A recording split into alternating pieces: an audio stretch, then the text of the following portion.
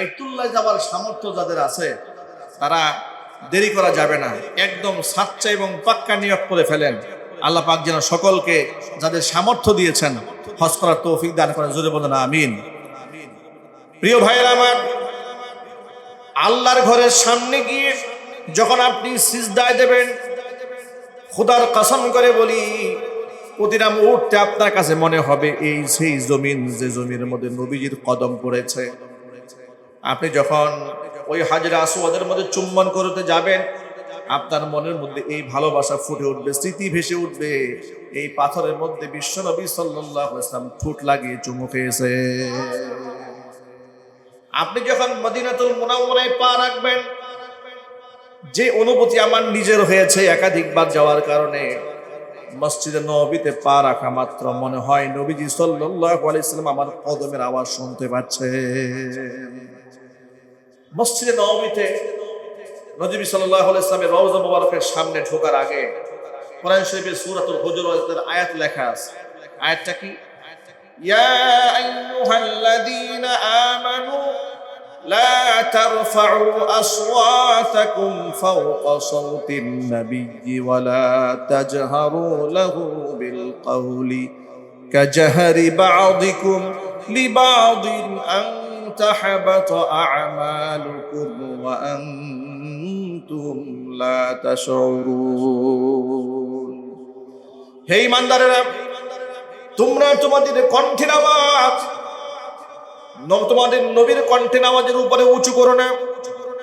ওয়ালা তাজহারু লাহু বিল কওলি, তোমরা জোর আওয়াজে শরগোল করে কথা বলবে না। কাজাহারি বা'দিকুম লিবা'দিন, একে অপরের সাথে যেভাবে তোমরা শরগোল করে চিৎকার করে চেঁচামেচি করে কথাবার্তা বলো, নবীর সামনে সেভাবে কথা বলো না। তাহলে আন তাহবাতা আমালুকুম ওয়া আনতুম লা তাশউরুন, তোমাদের নিজের কোনের সমস্ত আমলগুলো বরবাদ হয়ে যাবে। আয়াত খানে লেখা আছে সেখানে। আর আল্লাহর নবী সাল্লাল্লাহু আলাইহি ওয়াসাল্লাম তিনি মরে যান নাই, তিনি জীবিত আছেন। হুজুর বলেছেন আল আম্বিয়া ও আহইয়াউন ফি কুবুরিহিম ইউসাল্লুন। আহলুস সুন্নাহ ওয়াল জামাতের স্পষ্ট আকীদা, নবীগণ সাধারণ মানুষের মতো মৃত্যুবরণ করে না। ইন্তেকাল হয়, দেহ থেকে প্রাণ চলে গেলে বিশেষ একটা অবস্থা আল্লাহ পাক নবীদের সম্মানে নবীদেরকে কবরের মধ্যে সশরীরে জীবিত রাখেন। হুজুর বলেন আল আম্বিয়া ও আহইয়াউন ফি কুবুরিহিম ইউসাল্লুন। তামাম দুনিয়ার সমস্ত নবীরা তাদের কবরের মধ্যে জীবিত আছেন, তারা সেখানে রবের সামনে নামাজ আদায় করছে। ইতোমধ্যে সারা পৃথিবী থেকে বাইতুল্লাহর উদ্দেশ্যে অসংখ্য হুজ্জাজে কেরাম, দুয়ুফুর রহমান, আল্লাহ পাকের মেহমানেরা বাইতুল্লাহ হজবত পালন করার উদ্দেশ্যে কেউ রওনা হয়েছে, কেউ চলে গিয়েছেন, কেউ যাওয়ার প্রস্তুতি গ্রহণ করছেন। হজ ইসলামের মৌলিক ইবাদতের মধ্যে একটি ইবাদত। নবী করিম সাল্লাল্লাহু আলাইহি ওয়াসাল্লাম বলেছেন বুনিয়াল ইসলামু আলা খামসিন, ইসলামের ভিত্তি রয়েছে 5টি স্তম্ভের উপরে। 1 নাম্বার শাহাদাতি আল্লাহ ইলাহা ইল্লাল্লাহ ওয়া আন্না মুহাম্মাদার রাসূলুল্লাহ, এ কথার সাক্ষ্য প্রদান করা আল্লাহ ছাড়া কোনো মাবুদ নেই, মুহাম্মদ সাল্লাল্লাহু আলাইহি ওয়াসাল্লাম তার রাসূল। 2 নাম্বার ওয়া ইকামিস সালাহ, নামাজ কায়েম করা। 3 নাম্বার ওয়া ইতাইজ যাকাত। 4 নাম্বার ওয়া হজ্জিল বাইত, বাইতুল্লাহ হজ করা। 5 নম্বর ওয়া সাওমি রমাদান, রমজান মাসে রোজা রাখা। এই 5টি হচ্ছে ইসলামের মৌলিক ইবাদত। এর একটিকেও অস্বীকার করা কিংবা এগুলাকে যদি কোনো ব্যক্তি পালন না করে সামর্থ্য থাকার পরে, সেই ব্যক্তি গুনাহে কাবিরার মধ্যে জড়িয়ে যাবে। অস্বীকার করলে কাফেরদের দলভুক্ত হবে। হজ শুধুমাত্র শারীরিক আর মালিক ইবাদতই নয়, এটা আল্লাহ রাব্বুল আলামিনের সান্নিধ্য পাওয়ার একটা বড় মাধ্যম।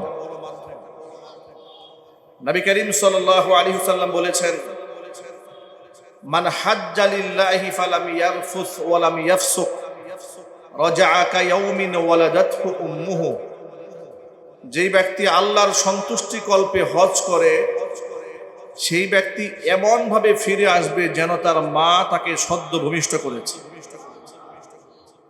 আরেকটি হাদিসের মধ্যে নবী করিম সাল্লাল্লাহু আলাইহি সাল্লাম বলেছেন, মান হাজ্জা লিল্লাহি ফালাম ইয়ারফাস ওয়া লাম ইয়াফসুক, যেই ব্যক্তি হজবত পালন করেছে, হজবত পালন করতে গিয়ে সেখানে কোনো পাপাচার করে নাই, কোনো গুনার কাজ করেনি, গফির লাহু মা তাকদ্দামা মিন যামবি, তার বিগত জীবনের সমস্ত গুনাহ আল্লাহ তাআলা মাফ করে দিবেন। নবী করিম সাল্লাল্লাহু আলাইহি ওয়াসাল্লাম বলেছেন, মান আরাদাল হাজ্জা, যেই ব্যক্তি হজ করার জন্য নিয়ত করেছে, ফাতাআজ্জালু বা ফালিয়াতাআজ্জাল, সে যেন হজের ব্যাপারে দেরি না করে, তাড়াতাড়ি হজের ইবাদতটা যেন সে শেষ করে নেয়। ফাইন্নাহু ক্বাদ ইয়ামরাদুল মারিদ ওয়া তাদিল্লুদ দাল্লা, কারণ ব্যক্তি তো অসুস্থ হয়ে যেতে পারে। আজকে যেই ব্যক্তি সুস্থ আছে সেই ব্যক্তি আগামীতে সুস্থ নাও থাকতে পারে। ওয়া তাদিল্লুদ দাল্লা, আজকে যার সামর্থ্য আছে সেই ব্যক্তি আগামীতে সামর্থ্য হবে বা 5 বছর পরে আবারও সম্পদশালী থাকবে, তার কোনো গ্যারান্টি নেই। এই জন্য নবীজি সাল্লাল্লাহু আলাইহি সাল্লাম বলেছেন, মান আরাদাল হাজ্জা ফালিয়াতাআজ্জাল, সে যেন হজের ব্যাপারে তাড়াহুড়া করে। নবী করিম সাল্লাল্লাহু আলাইহি ওয়াসাল্লাম বলেছেন, মান আতাকাল হাজ্জা ফালাম ইয়াহুজ্জা ফাসাওয়াউন আলাইহি মাতা ইহুদিয়ান আও নাসরানিয়ান, যেই ব্যক্তির হজ বাত পালন করার সামর্থ্য আছে কিন্তু সেই ব্যক্তি যদি হজ না করে, ফাসাওয়াউন আলাইহি মাতা ইহুদিয়ান আও নাসরানিয়ান, এটা দুটোই তার জন্য সমান সমান। সে কি ইহুদি হয়ে মারা গেল না খ্রিস্টান হয়ে মারা গেল? যদি বলেন নাউজুবিল্লাহ। নবীজি সাল্লাল্লাহু আলাইহি ওয়াসাল্লাম হজের ব্যাপারে এত সুসংবাদ দিয়েছেন বান্দাকে। হুজুর বলেছেন, আল হাজ্জুল মাবরুর লাইসা লাহু জাযাউন ইল্লাল জান্নাহ, যার হজ আল্লাহর কাছে মকবুল হয়ে যায়, জান্নাত প্রাপ্তি ছাড়া ওই ব্যক্তির জন্য আর কিছুই হতে পারে না। সুতরাং হজ একদিক থেকে নিজেকে গুনাহমুক্ত করার ইবাদত, অন্য দিক থেকে নিজের ইসলামকে পূর্ণ করার একটা মাধ্যম। 2 নম্বর, হজ ব্রত পালন করলে মানুষের আত্মা বড় হয়। নবীজি সাল্লাল্লাহু আলাইহি সাল্লাম বলেছেন, তাবিউ বাইনাল হাজ্জি ওয়াল উমরা, তোমরা হজ এবং উমরা পরম্পরায় পালন করো, কারণ হজ এবং উমরা মানুষের দারিদ্রতাকে ধ্বংস করে দেয় এবং গুনাহগুলাকে শেষ করে দেয়। সুবহানাল্লাহ। মানে আল্লাহর নবী আমাদেরকে আগাম একটা ভবিষ্যৎবাণী দিয়েছেন। হজ করতে গিয়ে যে অর্থ করি খরচ হয়, কোনো ব্যক্তি যদি মনে করে আমার বেশ কয়েক লক্ষ টাকা চলে গেল, আমার তো টাকা কমে গেল, আল্লাহর নবী 1500 বছর আগে এই ব্যাপারে আমাদেরকে সুসংবাদ দিয়েছেন, যেই ব্যক্তি হজ পালন করবে সেই ব্যক্তির জীবনে আল্লাহ তাআলা দারিদ্রতা দিবেন না, দারিদ্রতা দূর করে দেবেন, তার গুনাহগুলোকে আল্লাহ তাআলা মুছে দেবেন। হজ ঐতিহাসিক ইবাদত। এই ইবাদতটা হয় বাইতুল্লাহ কেন্দ্রিক, ইবাদতটা হয় সাফা এবং মারওয়া সাই করা কেন্দ্রিক, মিনা মুজদালিফায় গমন করা, উকুফে আরাফা করা, জামারায়ে আকাবায় জামারাতে পাথর নিক্ষেপ করা শয়তানকে, এরপরে কুরবানি করা। এই কয়েকটি আনুষ্ঠানিকতার কাজ হচ্ছে হজের কাজ। আপনাদের সকলকে মনে রাখতে হবে, এই হজের কাজের সূচনা নবীজি সাল্লাল্লাহু আলাইহি ওয়াসাল্লামের কাছ থেকে শুরু হয়নি। মূলত বাইতুল্লাহর সৃষ্টি হয়েছে হযরত আদম আলাইহিস সালাতু ওয়াস সালামের হাতে।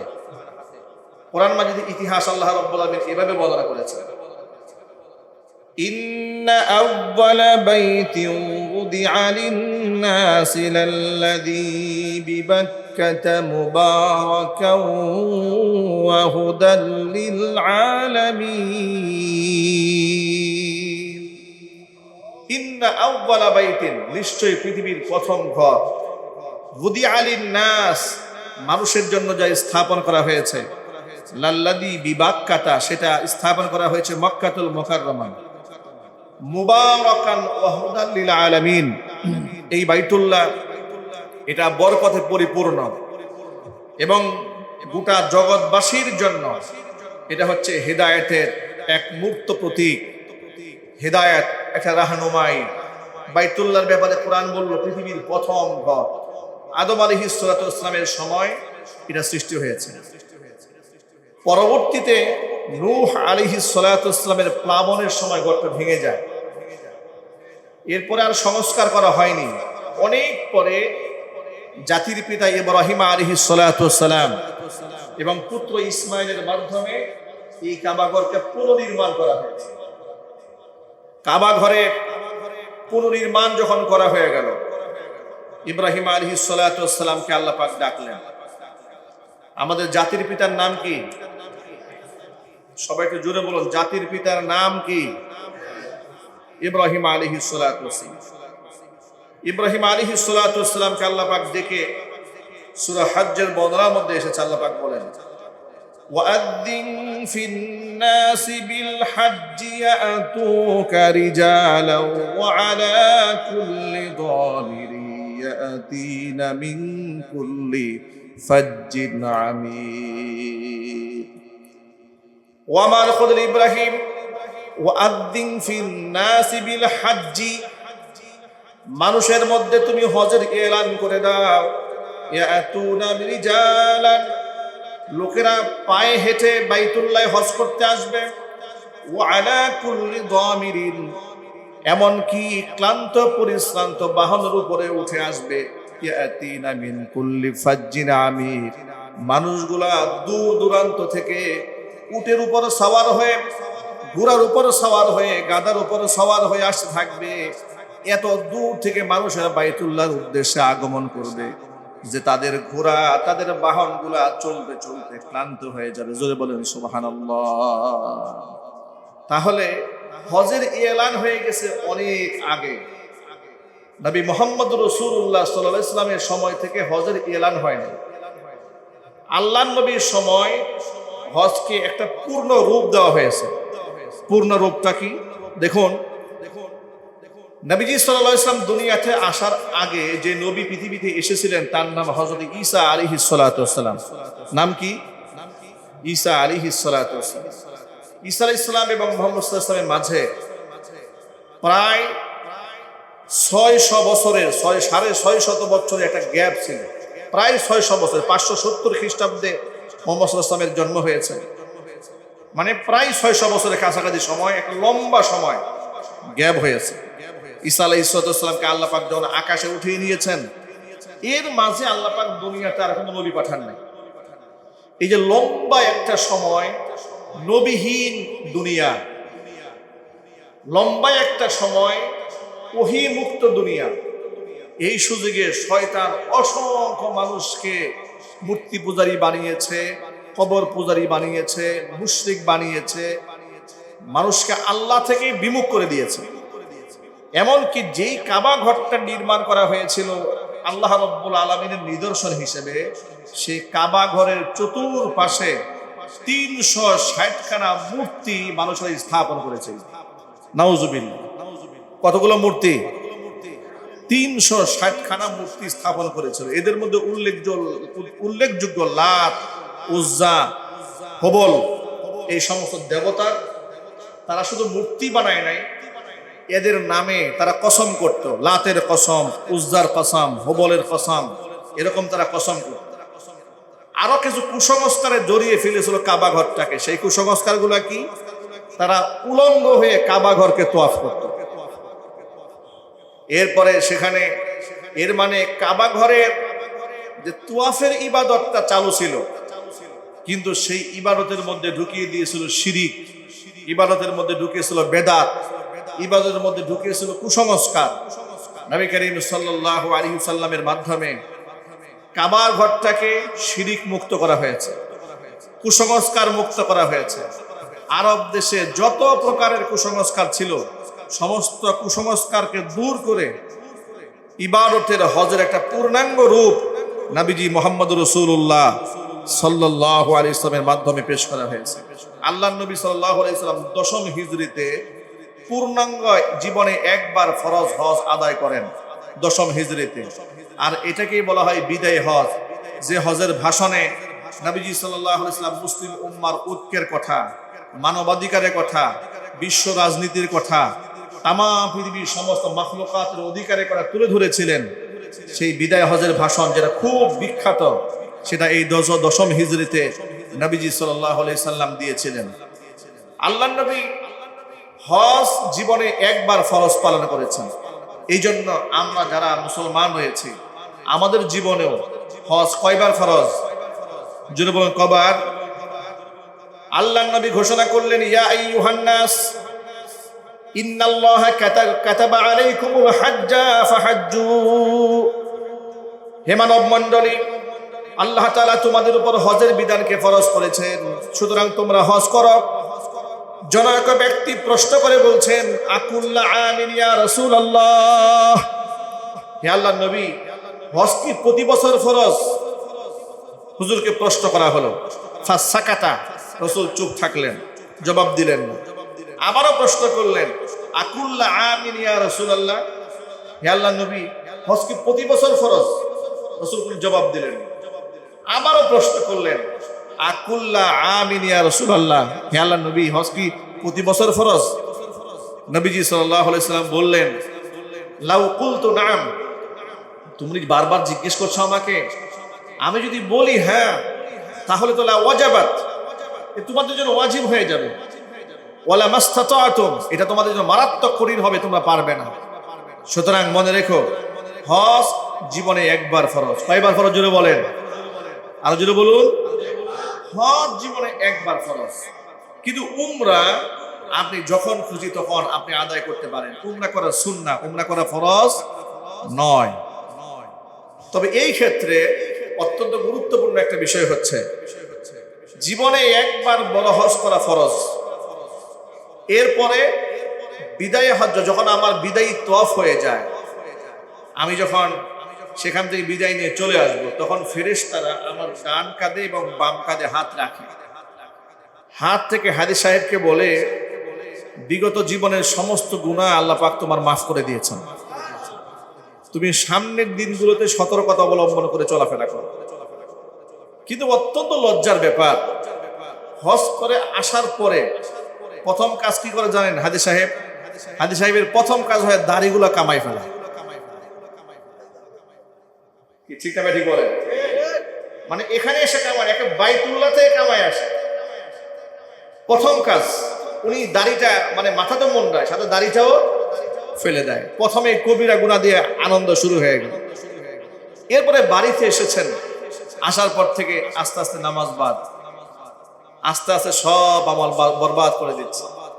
এরপরে মনে করে যে অনেক গুনাহটোনা হয়ে গেছে, একটু উমরা করে আবার ঠিকঠাক করে আসে। উমরা করলে কি যে হজের যে সওয়াব, হজের যে প্রাপ্তি, সেই প্রাপ্তি কি উমরায় পাওয়া যায়? না, পাওয়া যায় না। এই জন্য বারংবার উমরা করার চেয়ে কবিরা গুনাহ থেকে বেঁচে থাকা হাজার গুণে শ্রেষ্ঠ। ঠিক না ঠিক বলেন? বারংবার উমরা করার চেয়ে কবিরা গুনাহ থেকে বেঁচে থাকা হাজার গুণে শ্রেষ্ঠ। আপনার উপরে একবার আল্লাহ হজ করেছেন, খরচ করেছেন, আপনি আদায় করেছেন। উমরা করার সুযোগ যদি থাকে, সম্পদশালী মানুষ, ওই আপনারা বিভিন্ন দেশে বেড়াতে যান, ইউরোপে যান, আমেরিকাতে যান, মালয়েশিয়াতে যান, কানাডা যান, জার্মানিতে যান, ওখানে অর্থ করে খরচ না করে বাইতুল্লাহ যান। এটা একটা পজিটিভ সাইন। ছেলে মেয়েদেরকে বিবাহ দেওয়ার পরে আমাদের দেশের সম্পদশালী গার্জিয়ানেরা সন্তানদেরকে থাইল্যান্ড পাঠিয়ে দেয়, সিঙ্গাপুর পাঠায়, এরপরে আমেরিকাতে পাঠিয়ে দেয়। টাকা বেশি থাকলে বলা হয় কি, হানিমুন ট্যুর করে আসে। কি আসে না? নাই? এটা বাংলাদেশে আসে না? বিবাহের পরে হানিমুন করে আসো। কোথায়? সিঙ্গাপুর যাও, মালয়েশিয়ায় যাও, দুবাই যাও। আমি গার্জিয়ানদেরকে বলবো, ছেলে মেয়েকে বিবাহ দেওয়ার পরে যদি সম্পদশালী হয়ে থাকেন, আল্লাহ যদি সুযোগ দিয়ে থাকে, এদেরকে বলবেন বাইতুল্লাহ গিয়ে একটা হানিমুন করে আসে। সুবহানাল্লাহ বলেন। মানে নবদম্পতি কোথায় চলে যাবে? বাইতুল্লাহ চলে যাবে, আল্লাহর ঘরের সামনে গিয়ে তোয়াফ করবে, চোখের পানি ছাড়বে, কান্না করবে, আর নিজের জীবনের শুরুতে আল্লাহর কাছে নেক সন্তানের জন্য দোয়া করবে। গোটা জীবনটাকে আল্লাহ পাক এবং নেক বানিয়ে দিবেন। কিন্তু এটা না করে পাঠিয়ে দিয়েছেন কক্সবাজারে, পাঠিয়ে দিয়েছেন সিঙ্গাপুরে, মালয়েশিয়াতে। সেখানে গিয়ে জামাই বেচারা গিয়েছে, চরিত্র খোয়ায় আসছে, মহিলা গিয়েছে, তারও চরিত্র খোয়ায় আসছে। এরপরে সিঙ্গাপুরে গিয়ে মারামারি করেছে, মালয়েশিয়া গিয়ে ঝগড়া করেছে, বাড়িতে এসে সংসারে আগুন লেগে গেছে। কেন? অমুক জায়গায় গিয়েছে, তার চরিত্রে ঠিক নেই, আমি দেখে আসছি। আপনি সে জায়গায় কেন গেলেন যেখানে গেলে আপনার চরিত্র নিরাপদ থাকবে না, আপনার চোখের হিফাজত হবে না? আপনি পবিত্র বন্ধন শুরু করেছেন, বিবাহ বন্ধন। বিবাহটা কি নাপাক সম্পর্ক না পবিত্র সম্পর্ক? একটু যদি বলেন ভাই, বিবাহ বৈধ সম্পর্ক না অবৈধ সম্পর্ক? বৈধ সম্পর্ক, হালাল সম্পর্ক, বারাকার সম্পর্ক, স্বামী স্ত্রীর সম্পর্ক অত্যন্ত গভীর সম্পর্ক। স্বামী স্ত্রীর সম্পর্কটাকে এত বেশি গভীর সম্পর্ক হিসেবে উল্লেখ করা হয়েছে, আদম সন্তানকে ধোঁকা দেওয়ার জন্য অসংখ্য শয়তান তার চেলাপেলাকে সমাজের মধ্যে ছেড়ে রাখে, আর শয়তান সমুদ্রের মাঝখানে তার সিংহাসন গেড়ে বসে থাকে। ইবলিস শয়তানের সিংহাসন থাকে সমুদ্রের মাঝখানে। কোথায়? সবাই বলেন ভাই, ইবলিসের আসন কোথায়? সমুদ্রের মাঝখানে। আর ইবলিস গোটা দুনিয়া ব্যাপী তার চেলাপেলা, চেলা চামুন্ডাদেরকে পাঠিয়ে রাখে মানুষকে বিভ্রান্ত করার জন্য, ওয়াসওয়াসা দিয়ে কবিরা গুনায় ডুবাই দেওয়ার জন্য। তো সারা দুনিয়া থেকে শয়তান ওয়াসওয়াসা দিয়ে মানুষের ঈমান নষ্ট করে, আমল নষ্ট করে, সংসার ধ্বংস করে, কাউকে দিয়ে নামাজ কাজা করিয়ে দেয়, কাউকে দিয়ে মিথ্যা কথা বলায়, এগুলা করে। এগুলা করে করে মেইন শয়তান ইবলিসের কাছে গিয়ে রাতের বেলায় রিপোর্ট জমা দেয়। কি জমা দেয়? রিপোর্ট জমা দেয়। শয়তান সিংহাসন গিয়ে বসে তাকে জিজ্ঞেস করে, তোমাদের সারাদিনের কর্মসূচি কি ছিল আমাকে বলো। হাদিস শরীফে এসেছে, একজন দাঁড়িয়ে বলে, আমি আজকে অমুক জায়গায় এক মুসলমানের নামাজ কাজা করিয়েছি। তখন শয়তান খুশি হয়ে বলে, বেস্ট, ওয়েলকাম, তুমি ভালো কাজ করেছো, তুমি যাও। এবার আরেকজনকে ডাকে, তুমি কি করেছো? যে আমি তো অমুক জায়গায় একজনকে সুদের ব্যবসার সাথে লাগিয়ে দিয়েছি। মাশাআল্লাহ, তুমিও ভালো কাজ করেছো, চলে যাও। তুমি কি করেছো? আমি একজনকে দিয়ে মিথ্যা কথা বলিয়েছি, বেশ ভালো হয়েছে। তুমি কি করেছো? আমি একজনকে দিয়ে মানুষ খুন করিয়েছি, তুমিও বেশ ভালো কাজ করেছো।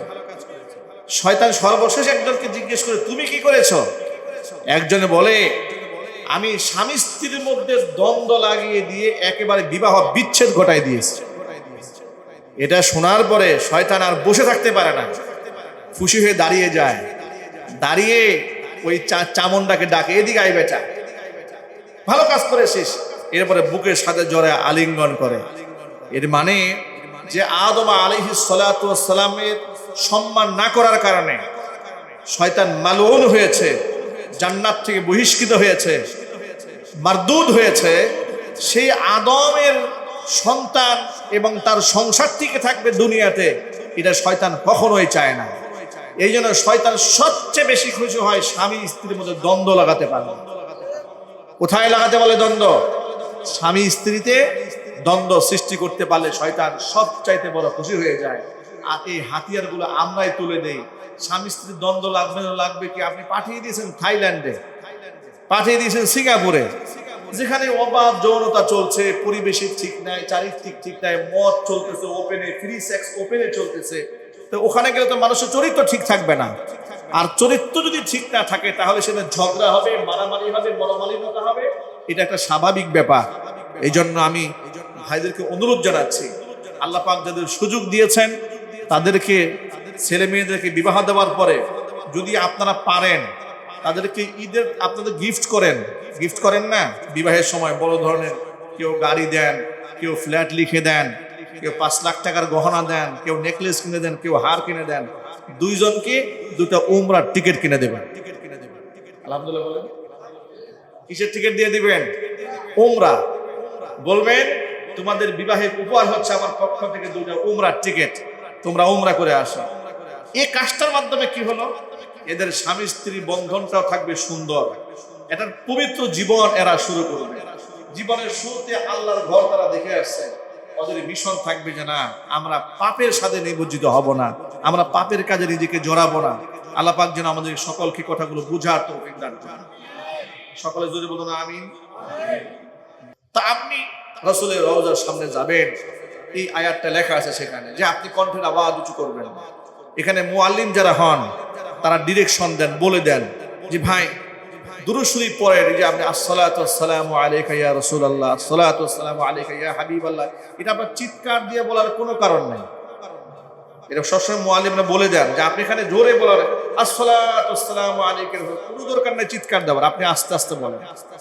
আপনি যত আস্তে বলবেন, অত্যন্ত বিনয়ের সাথে বলেন, নবীজি সাল্লাল্লাহু আলাইহি ওয়াসাল্লাম আপনার আওয়াজ শুনতে পাবেন। চিৎকার দেখুন আল্লাহু আকবার।